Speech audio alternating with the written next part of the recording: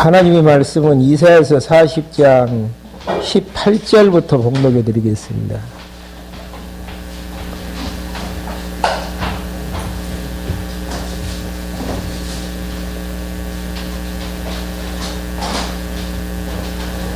이사야서 40장 18절입니다. 너희는 하나님을 누구와 비교할 것이며 그분을 어떤 모양으로 비교하겠느냐. 우상은 대장장이가 부어 만들고 세공인이 금으로 입히고 은사슬로 두른 것이다. 가난한 자는 자신을 위하여 이 물로 썩지 않는 나무를 선택하고 솜씨 좋은 대장장이를 구하여 흔들리지 않는 우상을 세운다. 너희가 알지 못하느냐, 너희가 듣지 못하느냐, 태초부터 너희에게 알려지지 아니하였느냐, 땅의 기초가 놓일 때부터 너희가 깨닫지 못하였느냐. 21절까지만 봉독해 드렸습니다. 본문의 이치는요, 이사야 선지자가 모세가 언약했던 그러니까 내기서와 신명기서를 중심으로 해서 다시 이제 이렇게 되어질 것이다라고 예언하는 내용인데요. 그 예언의 내용은 하나님께서 언약 백성들을 때리고 싸매신다. 그래서 지난 시간까지는 때리심에 대해서 이제 말씀해 드렸고요. 오늘 이제 40장부터 66장까지 내용에 담겨져 있는 싸매심에 대한 예언을 이제 확인을 하려고 하는데요. 먼저 이제 싸매심에 대한 내용의 하위 주제는 유다의 회복과 보수에 대한 내용입니다. 회복하고 보수는 연결되어지는 부분들이죠. 북이스라엘이 망하게 되어지고 남유다는 이제 바벨론이 이제 포로에 잡혀가게 되어지는데,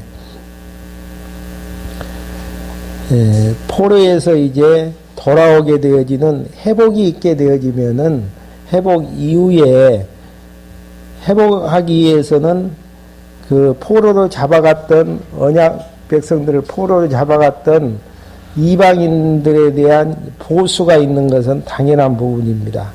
그래서 이제 먼저 유다의 회복을 이야기하는 데 있어서 회복을 선언하게 되어지는데, 이 40장 1절부터의 내용은 지난 시간에도 말씀해 드렸지만은 에스라 느헤미야에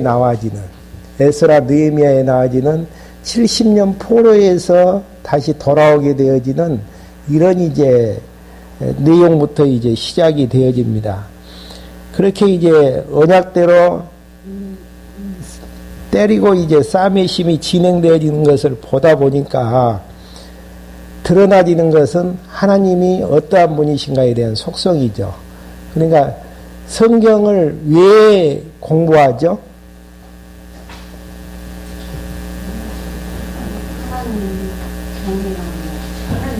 너무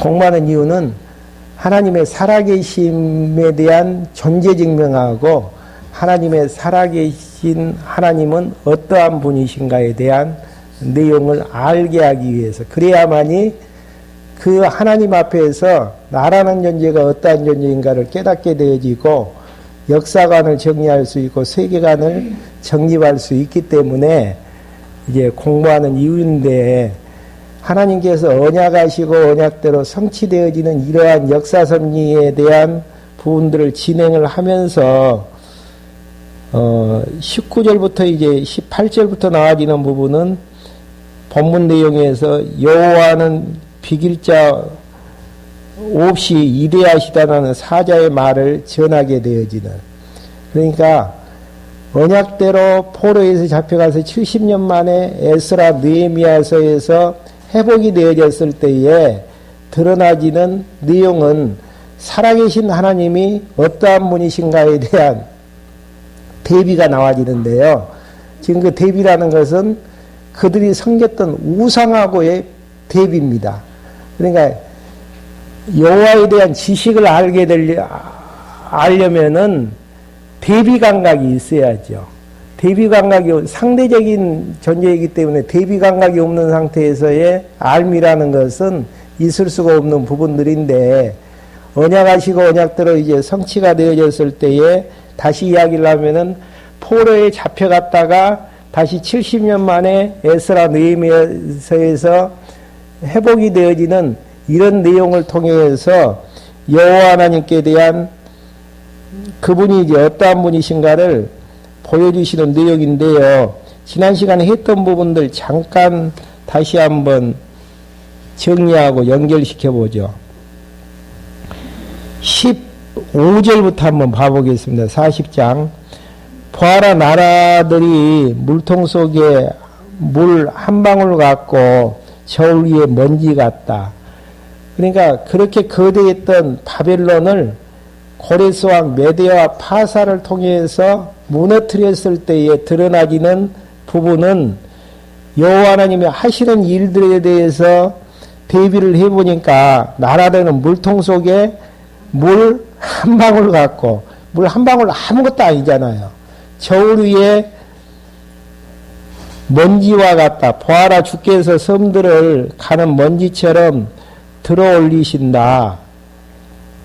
주께서 이제 섬들을 가는 먼지처럼 들어올리신다라는 건, 네바론의 뜰가문으로 부족하고 그 짐승들은 번제물로도 부족할 것이라. 그러니까 네바론에 있는 모든 나무라든지 짐승들이 여호와 하나님이 이대하시기 때문에 모든 땔감을 가지고 제물을 불살르고 짐승으로 번제물을 드릴지라도 그 이대하신 하나님 앞에 드리기는 부족하다.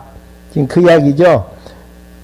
모든 나라들이 주님 앞에서는 아무것도 아닌 것 같으며 주께서 그들을 없는 것 같이 빈 것 같이 여기신다. 그러니까 주님 앞에서 우리를 비교하면은 우리는 아무것도 아니다라는 거. 그러니까 나를 누구에게 비교하느냐에 따라서 이대한 내가 될 수도 있고 아무것도 아닌 없는 내가 될 수도 있는데, 여호와 하나님 앞에서 나를 비교해 보면은 아무것도 아니다라는 사실. 그게 이제 회복과 그 포로와 회복을 통해서 이제 보여주시는 하나님에 대한 신관의 부분이고요. 그 신관의 근거에서 내 자신이 누구인가를 정리해 줄 수 있는 아주 이제 정확한 이제 인간론에 대한 부분들입니다. 그러면서 이제 18절부터 26절까지 여호와는 비길 자 없이 이대하시다라는 사절의 말을 전하게 되어지는데요. 여호와는 우상보다 우월하다. 18절부터 20절까지 먼저 이야기를 하죠. 너희 하나님을 누구와 비교할 것이며 그분을 어떤 모양으로 비교하겠느냐. 우상은 대장장이가 부어 만들고 세공인이 금으로 입히고 은사슬로 두를 것이다. 가난한 자는 자신을 위하여 이물을 섞지 않는 나무를 선택하고 솜씨 좋은 대장장이를 구하여 흔들리지 않는 우상을 세운다. 그러면서 이제 21절부터 24절까지는요. 창조주 하나님은 기인과 사사보다 우월하다. 그러니까 우상보다 여호와 하나님은 우월하고 세상에서 가장 높다고 하는 기인이나 사사보다 창조주 하나님은 우월하시다. 21절부터 24절까지죠. 너희가 알지 못하느냐, 너희가 듣지 못하였느냐, 태초부터 너희에게 알려지지 아니하였느냐, 땅에 기초를 놓을 때부터 너희가 깨닫지 못하였느냐, 주께서 땅 위에 창공에 앉으시니 그 땅의 거민들은 메뚜기들 같다. 주께서 하늘을 휘장처럼 펴시고 거주할 장막같이 펴시며 기인들을 아무것도 아니게 폐하시고 땅의 재판관들을 쓸모없이 만드시니 그들이 겨우 심고 겨우 뿌렸다가 땅에 겨우 그 뿌리가 내리자 주께서 그들에게 바람을 불게 하시니 그들이 시들어버리고 해오리 바람처럼 그들을 겨같이 휩쓸어 가 버린다.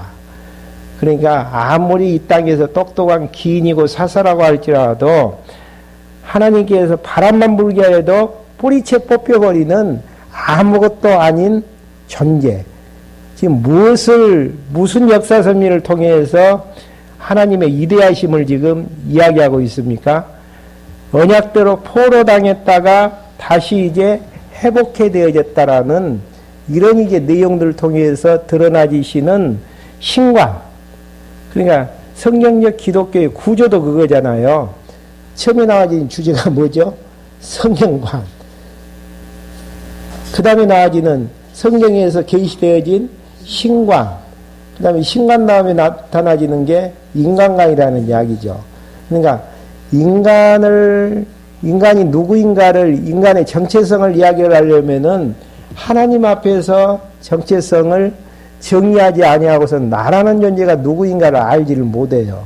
그러면 신관에 대한 정의가 가능한 것은 창세기부터 요한계시록까지 성경 66권에서 정의되어진 성경의 논리에서 드러나지시는 하나님, 그 하나님의 이대하심을 찬양을 하게 되어지는데, 그 이대하심을 하나님이 언약하시고 언약대로 성취하시는 역사 섭리를 통해서 하나님을 이제 계시하시고, 계시된 하나님 앞에서 하나님의 이대하심을 이제 찬양해 나가는 부분들이죠.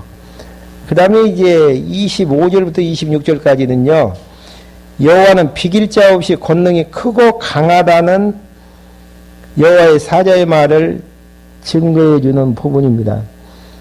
너희는 나를 누구에게 비기며 나를 누구와 같다 하겠느냐?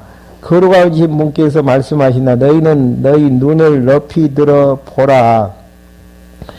누가 그것을 창조하였느냐?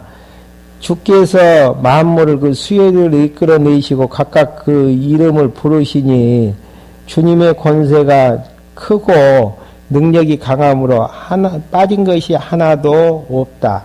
하나님께서 정하신 대로 모든 역사들을 작정하신 대로 모든 것들을 창조하셨는데 빠진 것이 하나도 없이 하나님이 정하신 대로 되어졌다라는 것.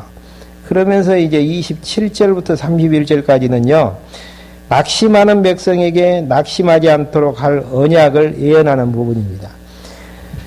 지금 이사야서가 기록되어지는 시점이 언제죠? 북이스라엘이 멸망당하기 직전.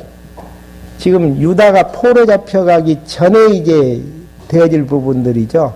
그럼 북이스라엘이 무너지게 되어지고 남유다가 이제 포로 잡혀가게 되어질 때에 낙심할 수밖에 없잖아요. 바로 이제 너희들이 낙심하게 되어질 때에 낙심하지 말라.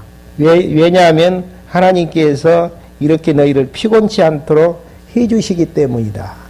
그렇게 이제 언약하시는 부분이 27절부터의 내용이죠. 한번 봐보시죠. 야곱 어찌하여 네가 말하여 이스라엘아 네가 어찌하여 말하기를 나의 길은 여호와께 숨겨졌으며 내 하나님께서 나의 판결을 돌아보지 아니하신다 하느냐. 우리의 이제 한탄이 그거 아닙니까?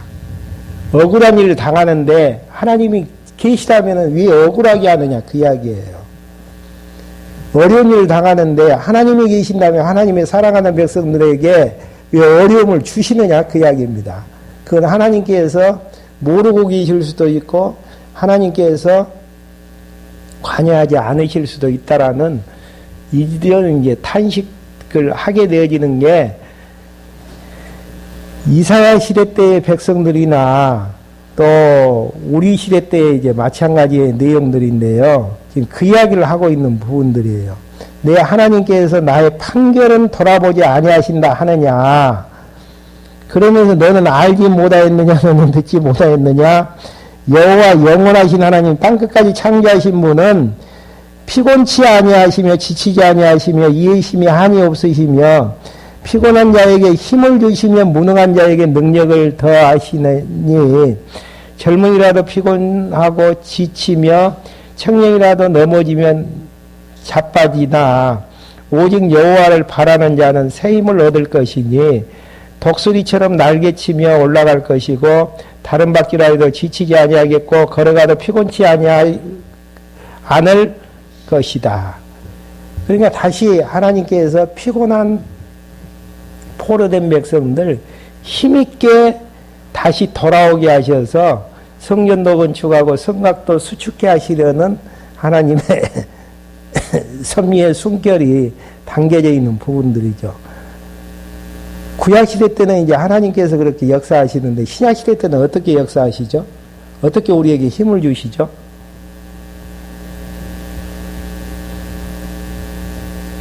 성령 하나님을 보내주셔서 말씀을 깨닫게 해서 말씀의 힘으로 강건하게 하시는 하나님의 섭리. 교회 생활에 대한 부분에 보면은 서신서에 보면 다 나와 있는 부분들이죠. 성령 하나님께서 예수님께서 성령 하나님을 보내주셔가지고 말씀을 통해서 강건하게 만들고 강건해지는 것만큼 피곤치 않도록 해 나가시는 하나님의 섭리의 부분들로 현재 이제 진행되어지고 있는 부분들입니다. 피곤하다는 이야기는 무슨 이야기입니까? 말씀의 힘이 아직 강하게 역사하지 못하고 있음을 확인할 수 있는 대목들이죠.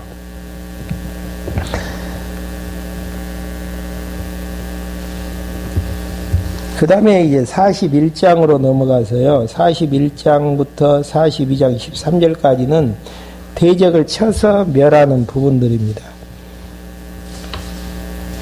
그러니까 여기에서 한번 그 나누어드린 유인물 구조 한번 봐보시죠. 구조를 봐보시면은 지금 대적을 쳐서 멸한다라는 이야기는 상위 주제가 무엇이죠?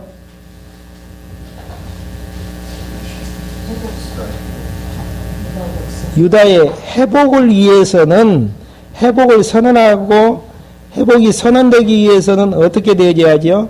대적을 쳐서 멸할 수밖에 없는 그런 이제 구조죠.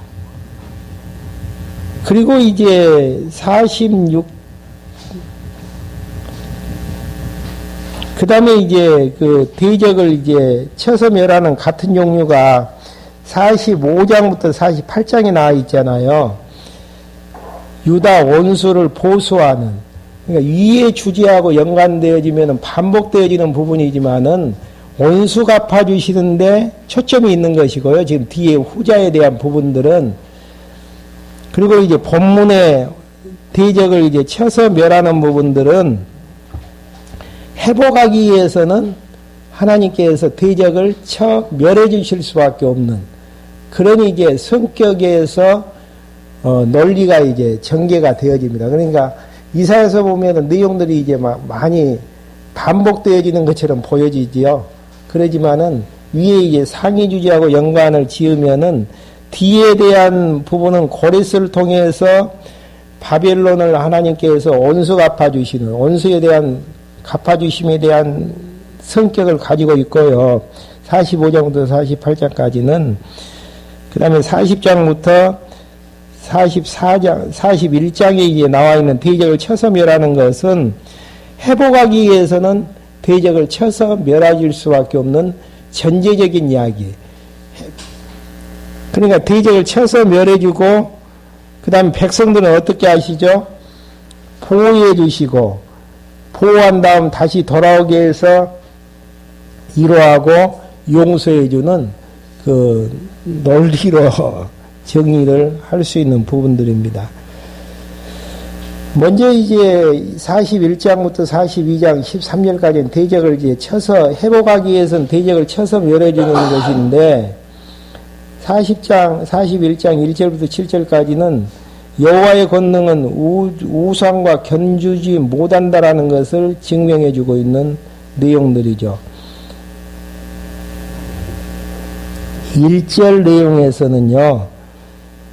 열방을 향해서 와서 변론하자고 여호와께서 이제 말씀해 주시는데 선들아 선들이라는 것은 바벨론과 그 속국들을 가르치죠. 내 앞에서 잠잠하여라. 민족들아 힘을 새롭게 하여라. 민족들이라는 건 바벨론과 그 속국들의 백성들을 가르치고 있고요. 그 다음에 이제 변론 새롭게 하여라. 그들이 가까이 나와 내게 말하여라. 우리가 함께 재판 자리에 가까이 가자. 이야기는 우상과 이제 여호와 하나님께 비교해서 그들의 성기는 이제 자기들의 이제 신과 대비해서 한번 누가 강한지를 한번 재판 자리에서 한번 가려보자라는 이야기죠. 그리고 이제 2절부터 4절까지는 동방에서 사람을 이렇게 열방을 정복하게 하셨다라는 여호와의 언약을 예언하는 부분들입니다. 이게 신기한 것은요, 지금 이사야서가 기록되어지는 시점이 북이스라엘이 멸망되어지는 누가 지금 지배하는 세상입니까? 아수르가 지배하는 세상이고, 바벨론이 이제 아수르를 무너뜨리면서 결국은 이제 바벨론 포로 70년으로 접어들게 되어지죠. 그리고 이제 그 다음에 메대와 바사가 이제 등극을 해서 바벨론을 무너뜨리게 되어지거든요. 그러면 상당히 많은 기간이 지나간 이후의 일들을 통해서 어느 나라가 약소국까지만은 강하게 이제 세워지는가를 지금 확인할 수 있는 대목이 2절부터 나와집니다. 누가 동쪽에서 한 사람을 일으켰으며 의로 불러서 그분의 발 앞에 이르게 하겠느냐. 여기서 이제 동쪽에서 일으키는 사람은 예루살렘 동쪽에 있는 바사 나라를 일으키는데 그 나라 왕이 누구냐면 고레스예요. 지금 바사 나라는 아수르가 지배하는 세계 판도에서는 약소국가일 수밖에 없죠. 그러니까 아수르, 바벨론, 메대와 바사 그렇게 되어지는 것인데 지금 회복에 대한 내용들을 이야기를 하면서 대적들을 이제 진멸케 하기 위해서는 하나님께서 바빌론을 진멸케 하기 위해서 누굴 일으켜 주시는가? 동방에 있는 바사의 고레스를 일으키실 것을 이야기는 무슨 이야기입니까? 하나님께서 역사에서 이방 세상 제국들이 강하고 약한 것들을 다 하나님의 때를 맞춰서 주관하신다라는 사실들을 보여주시는 장면이죠. 만약에 이대로 안 돼버리면 어떻게 되어지죠? 여호와 하나님이 안 될 뿐더러 하나님은 무능력자가 될 수밖에 없죠. 무주권자가 될 수밖에 없는 노릇이고요. 그러니까 미리 이제 이렇게 되어진 것에 대한 되어질 것을 바라보면서 왜 바라보죠? 하나님이 정하셨기 때문에 미리 이제 예언이 되어지고 예언대로 이제 되어졌을 때에 아 하나님이 하셨구나라고 알게 하시려는 내용들이. 한번 2절 다시 한번 봐보죠. 누가 동쪽에서 한 사람을 일으켰으며 의로 불러서 그분의 발 앞에 이르게 하였느냐. 그분께서 민족들을 그에게 넘겨주었으며 나라들을 다스리게 왕들을 다스리게 하였다. 그가 그들을 그의 칼에 먼지 같게 하였으며 그의 할에 휘날리는 지푸라기 같게 하였으며 그들 쫓아서 그 발로 보지 못했던 길을 안전하게 지나갔으니 누가 이 일을 행하였으며 또 이루었느냐. 누가 태초부터 세대를 불러냈느냐. 나 여호와 처음부터 있었고 나중에도 있을 자 곧 내가 곧 그이니라. 여호와 하나님께서 그렇게 태초부터 모든 것들을 계획하시고 계획된 대로 동쪽에서 이제 바사왕 고레스 왕을 세우셔서 앞으로 그렇게 이제 하실 분이라는 거, 그분이 여호와시다는 거. 그러면서 이제 5절부터 7절까지는요, 열방이 함께 우상을 만들어 견고히 세운다는 여호와의 말씀을 예언하는 부분들이죠. 섬들을 보고 두려워하고 땅 끝들이 무서워 떨며 가까이 다가와서 각 사람이 그 이웃을 도우며 그 형제에게 너는 힘을 내라 말한다. 대장장이는 세공인을 격려하고 망치로 다듬는 자는 모르치는 자를 격려하여 땜질이 훌륭하다 말하면서 못들로 그것을 단단히 박아 흔들리지 않게 한다.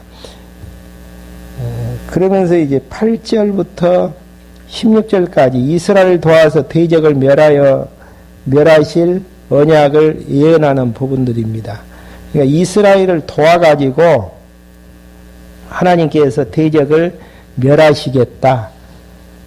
그러나 나의 종 너 이스라엘아, 내가 택한 야곱 나의 친구 아브라함의 자손아, 내가 땅끝에서부터 너를 붙들었으며 그 땅 모퉁이로부터 너를 부르고 내게 말하기를 너는 나의 종이다. 내가 너를 택하였고 너를 버리지 아니하였다라고 하였다.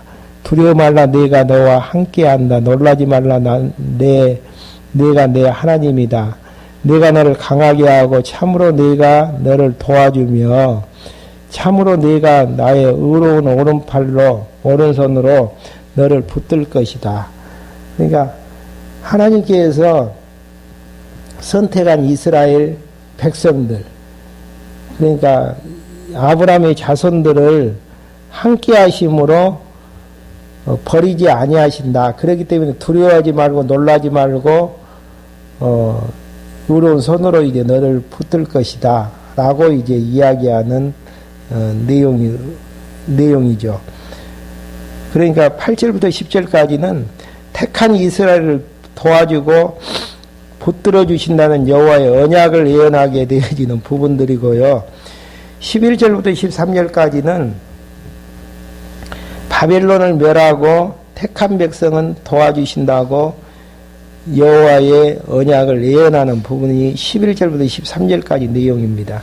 여기에서는 지금 바벨론에게 포로 잡혀가기 전에 이제 이미 되어질 부분들을 지금 예언하는 내용의 부분들이죠. 보아라, 내게 놓았던 모든 자들이 수치를 당하고 당할 것이며 너와 다투는 자들은 아무것도 아닌 것 같이 되어 멸망할 것이다. 내가 너와 싸우던 자들은 찾아도 만나지 못할 것이며 너와 전쟁하는 자들은 아무것도 아닌 것 같이 되고 허무한 것 같이 될 것이다. 이는 나 여호와 너의 하나님이 내 오른손을 붙들고 내게 말하기를 두려워 말라. 내가 너를 돕겠다 하였기 때문이다. 그러니까 하나님께서 도와주셔서 모든 자들 품에서 건져내고 그 대적들 다 물리쳐 줄 테니까 염려하거나 걱정하지 말라. 라는 이제 소망을 허락해 주는 부분들이죠. 그러면서 14절부터 16절까지 무능한 이스라엘 백성으로 이방 대적들을 멸하게 하신다라고 예언하는 부분이 14절부터 나와지죠. 야곱을 무엇으로 비유했냐면요, 지렁이 야곱아. 지렁이는 아무것도 아니잖아요. 지금은 이제 뭐 걸음으로도 쓴다고 하지만은 아무것도 아닌 야곱아, 너 이스라엘 사람들아 두려워 말라. 나 여호와가 말한다. 내가 너를 도울 것이다. 내 구속자는 이스라엘의 거룩한 자다. 보아라, 내가 너를 새롭고 날카로운 타작기로 만들 것이니 네가 산들을 쳐서 부술 것이며 언덕들을 겨처럼 만들 것이다. 네가 그들을 까불면 바람이 그들을 날릴 것이고 폭풍이 그들을 흩어버릴 것이다.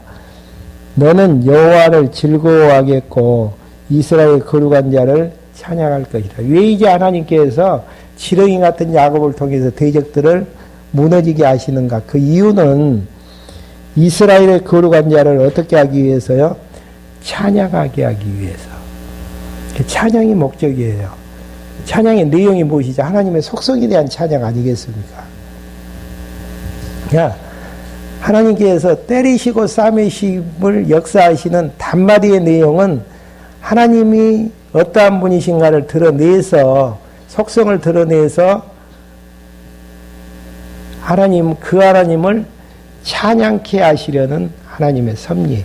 그러니까 우리가 이제 착각하지 말아야 될 부분이, 저도 마찬가지겠지만 착각하지 말아야 될 부분은 우리를 위해서 역사가 섭리되는 거 아니라는 거.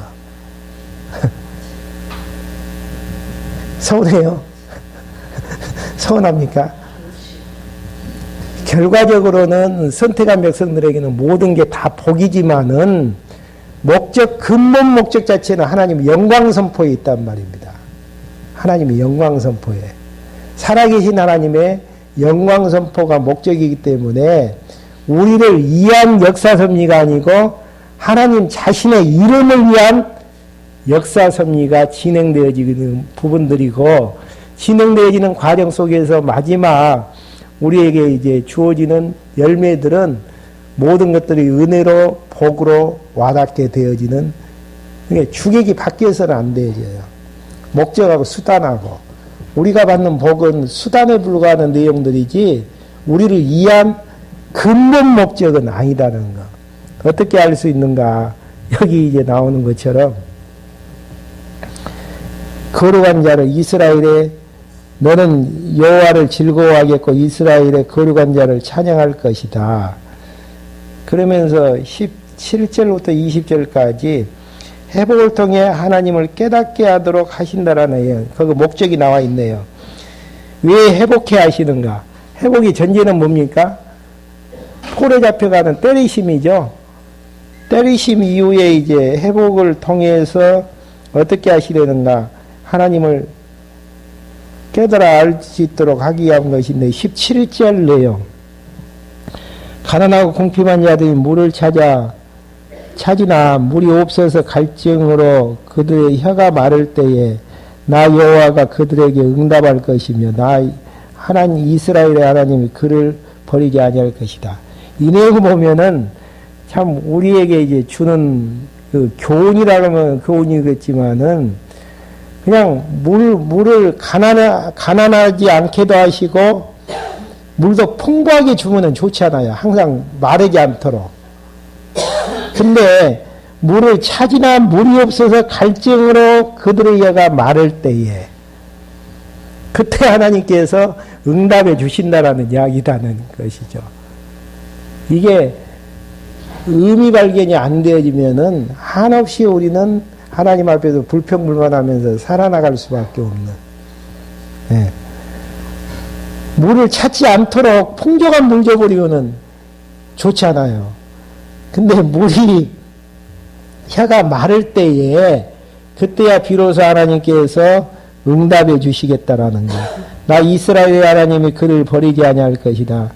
내가 헐벗은 산내에 강을 내고 골짜기들 가운데 샘물이 솟아나게 하며 광야를 연못되게 하고, 그러니까 골짜기도 안 만들고 헐벗은 산도 안 만들고 광야도 안 만들면 너무너무 좋겠잖아요. 근데 그렇게 해서 마른 땅을 물의 근원이 되게 할 것이다.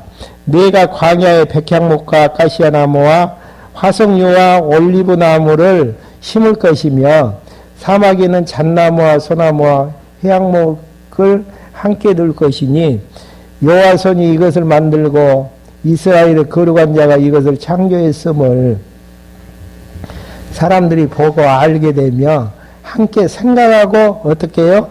깨닫게 될 것이다. 거룩한 자가 이것을 창조했음을 그때야 깨닫게. 그러니까 대비감각을 통해서 굶주림이 있는 느끼게 해서 풍요함을 주신 하나님을 깨닫게 하는 것이고, 골짜기를 통해서 평지에 대한 안전함을 깨닫게 하는 것이고, 대비감각을 통해서 하나님이 주셨던 은혜가 은혜됨을 깨닫게 하시려는 하나님의 섭리. 그래서 우리는 때리고 싸매심을 분리해서 이야기해서는 안 되어져요. 우리의 이제 역사적인 평가는 그거잖아요. 때리시는 것은 안 좋고, 싸매시는 것은 좋은데, 하나님께서는 때리고 싸매심을 통해서 무엇을 깨닫게 하시려는 것인가? 하나님이 베푸시는 은혜와 행복이 무엇인가를 깨닫게 하시려는 창조주 하나님의 계시의 모습들이죠. 그러면서 21절부터 29절까지 우상을 섬기는 바벨론을 쳐서 멸하시겠다는 언약을 예언하는 부분들이집니다. 21절 너희는 소송을 제기하여라. 여호와께서 말씀하신다. 너는 확실한 증거를 제시하여라. 야곱의 왕께서 말씀하신다. 그것들을 가지고 이전 일이 어떠한 것인지 앞으로 무슨 일이 일어날지 우리에게 말하게 하여라. 이전 일은 뭐예요 지금? 때리심에 대한 이야기겠죠. 그러면 우리가 마음에 두고 그 결말을 지켜보겠다. 그렇지 않으면 앞으로 있을 일들을 우리에게 말해보아라. 그러니까 우상들에게 이전 일은 어떻고 앞으로 일은 무엇인지를 한번 물어봐라. 가르쳐줄 우상이 있겠느냐라는 이야기죠. 이후에 될 일을 말해보아라. 그러면 너희가 신이라는 것을 우리가 알게 될 것이다. 좋게 하든지 해롭게 하든지 해보아라. 그러면 우리가 놀라고 함께 볼 것이다. 보아라. 너희는 아무것도 아니고 너희 일도 헛것이며 너희를 선택한 자는 역겨운 자이다. 그러니까 너희들 이런 하나님 앞에서 아무것도 아니다. 과거도 알지 못하고 현재 앞으로 일어날 일도 알지 못하는 우상에게 물어보는 너희들이지만은 하나님 앞에서는 아무것도 아니라는 것이죠. 내가 북쪽에서 한 사람을 일으키리니 그가 해 뜨는 곳에서 와서 내 이름을 부를 것인데 그는 마치 토기장이가 진흙을 밟아 이기듯 통치자들을 진흙처럼 밟을 것이다. 누가 처음부터 이 일을 말하여 우리로 알게 하였느냐? 누가 이전부터 이 일을 말하여 우리가 그분은 의로우시다 말하게 하였느냐? 참으로 아무도 말하는 자가 없고 참으로 아무도 선포하는 자가 없고 참으로 아무도 너희 말을 듣는 자가 없다. 처음으로 내가 시온에게 말하기를 너희는 그들을 보아라 하였다. 예루살렘에 내가 기쁜 소식을 전할 사람을 줄 것이다. 그러나 내가 보니 한 사람도 없었으며 내가 물어도 그들 가운데 한마디도 대답할 수 있는 좋은 자가 없었다. 보아라 그것들은 모두 헛것이다. 그것들의 하는 일들은 아무것도 아니며 부어 만든 그들의 형상은 바람이며 공허하다. 너희들 우상 섬기는 그것들 아무것도 아니다라는 내용이죠. 그 다음에 이제 마지막으로 42장 1절부터 9절까지는요. 고레스로 공의를 베풀어 예언을 이루실 언약을 예언하는 부분들입니다. 누굴 통해서 하나님께서 쓰시는가? 고레스는 일어나지도 않는 상태이죠. 고레스를 통해서 하나님께서 예언을 이루신다라는 내용들입니다. 먼저 이제 1절부터 4절까지는 통치자의 치리의 자세와 방법에 대해서 여호와의 언약을 예언하는 부분들이죠. 나의 붙드는 나의 종, 내 마음이 기뻐하는 나의 택한 사람을 보라. 하나님께서 고레스 왕을 선택했다라는 것. 내가 내 영을 그 위에 두었으니 그가 민족들에게 공의를 가져올 것이라. 하나님이 이제 정하신 뜻대로 이제 할 것이다라는 거. 그가 소리 지르지 아니하며 목소리를 높이지 아니하며 거리에서 그 목소리가 들리지 아니할 것이며 상한 갈대를 꺾지 아니하며 꺼져가는 심지를 끄지 아니하고 진실로 공의를 가져올 것이다. 땅 위에 공의를 세울 때까지 그는 새하지 아니하고 낙담하지 아니할 것이니 섬들이 그의 법을 기다릴 것이라. 고레서 이제 하나님의 뜻대로 통치하는 그 법을 기다릴 것이다라는 거. 그러면서 5절부터 7절까지는 세우신 통치자로 이방인의 빛이 되게 하신다라는 내용이 5절부터 7절까지 내용이죠. 하늘을 창조하여 펴시며 땅과 그 소산을 내시며 땅 위에 백성에게 호흡을 주시며 땅에 다스리는 자에게 영을 주시는 여호와 하나님께서 이같이 말씀하신다. 하나님에 대한 수식어가 굉장히 길죠. 하늘을 창조하여 펴신 분, 땅에 소산을 내신 분, 땅 위의 백성에게 호흡을 주시는 분, 땅에 다니시는 자에게 영을 주시는 여호와 하나님께 이렇게 말씀하신다. 나 여호와가 루로 너를 불렀고 내가 내 손을 잡아 너를 지킬 것이며 너를 백성의 언약과 민족들의 빛으로 줄 것이니 내가 보지 못하는 사람의 눈을 뜨게 하며 갇힌 사람을 토굴에서 어두움 속에서 거하는 자들을 감옥에서 이끌어낼 것이다. 나는 여호와니 이것이 내 이름이다.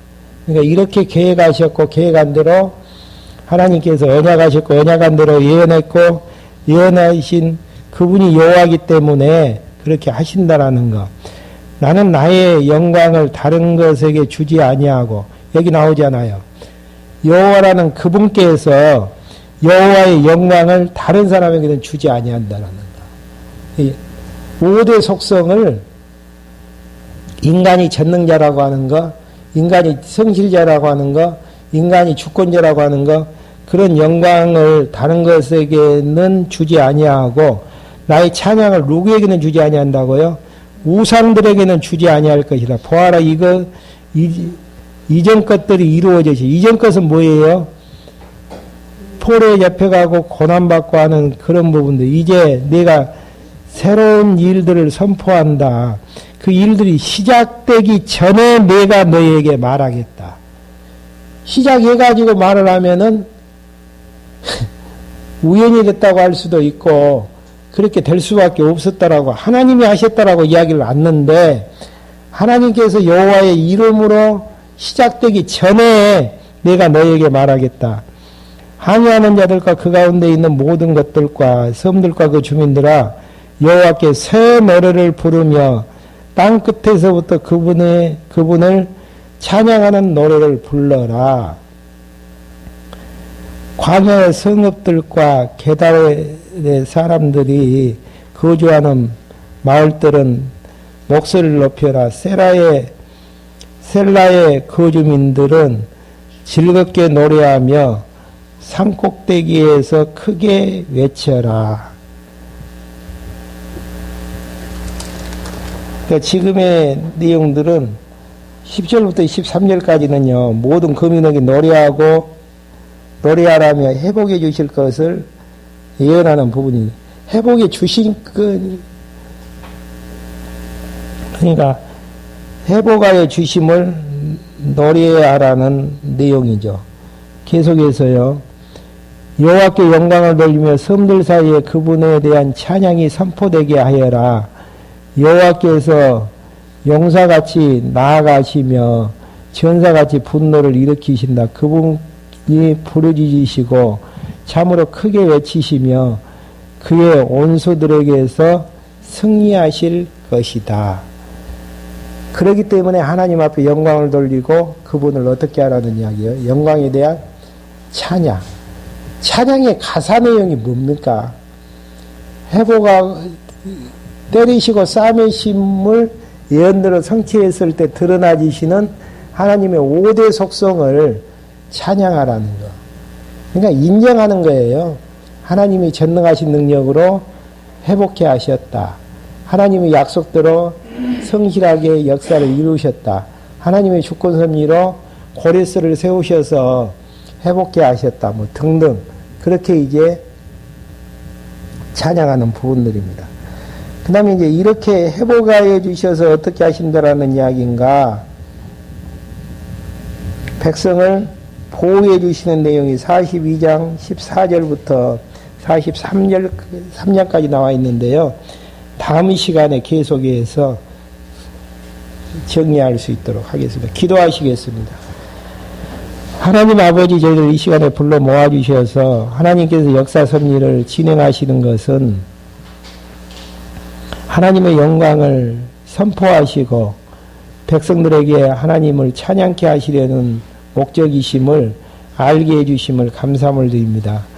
날마다 드러나지는 하나님의 영광을 발견케 하여 주시고 우리 자신들에게 영광을 돌리지 않게 하여 주시며 하나님에게 여호와에게 영광을 돌리며 살아나가는 저희들로 인도해 주시옵소서.